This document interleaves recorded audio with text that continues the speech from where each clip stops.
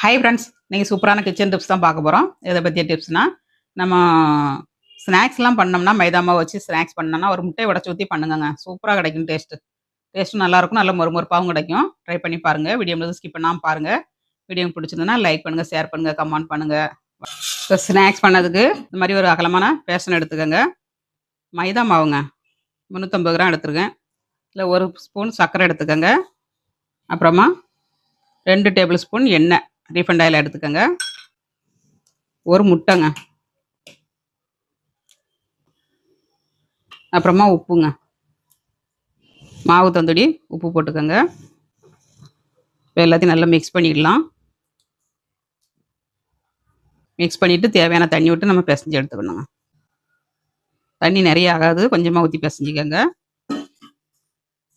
கொஞ்சம் பூரிக்கு பிசைஞ்ச மாதிரி பிசையணுங்க.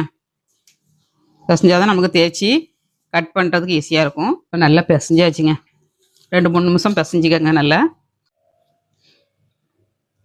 இந்த மாதிரி நல்லா ரவுண்டாக தேய்ச்சிக்கோங்க. தேய்ச்சிட்டு நம்ம கட் பண்ணி எடுத்துக்கணுங்க. இந்த மாதிரி ஒரு கிண்ணத்தை வச்சு ஒரு டப்பா மூடி வச்சு கட் பண்ணிக்கோங்க. உங்கள்கிட்ட எந்த சைஸில் இருக்கோ அந்த சைஸில் கட் பண்ணி எடுத்துக்கோங்க. நம்ம 1 by 1 மேலே வச்சுக்கிடணுங்க. வச்சு இந்த மாதிரி கட் பண்ணிவிட்டு நம்ம என்ன செய்யணும்னா ஒன்றுக்கு மேலே ஒன்றா வச்சுக்கிடணுங்க.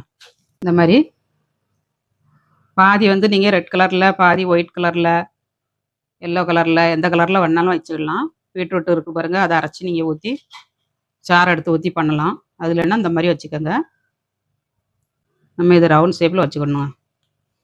இந்த மாதிரி இந்த ஸ்டிக்கு இருக்குது பாருங்கள், ஐஸ்கிரீம் ஸ்டிக்கு, இதை மாதிரி வச்சு நம்ம நடுஸில் ப்ரெஸ் பண்ணிடணும்.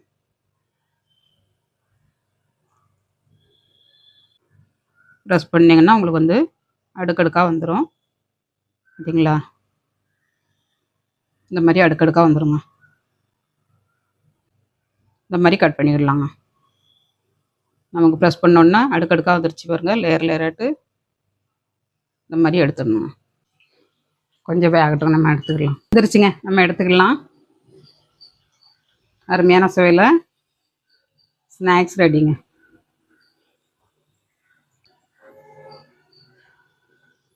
ட்ரை பண்ணிட்டு எப்படி வந்துச்சுங்க தான் கமெண்ட்ஸ் பண்ணுங்கள், லைக் பண்ணுங்கள், சப்போர்ட் பண்ணுங்கள்.